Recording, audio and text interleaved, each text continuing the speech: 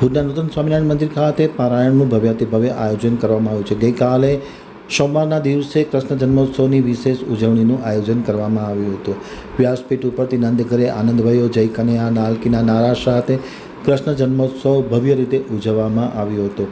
કૃષ્ણ જન્મોત્સવની વિશેષતા એ હતી કે મંડપો ટૂંકા પડ્યા હતા, ભાવિકો આખરે ઠઠ મેદની જોવા મળી હતી અને આનંદના નારા લગાવ્યા। ગાંધીનગર આમતક ન્યૂઝ બ્યુરોમાંથી જે કે પટેલનો એક વિસ્તૃત અહેવાલ। ટેકાના ભાવે ચણાની ખરીદી કરવા કિસાન સંઘે રજૂઆત કરી હતી।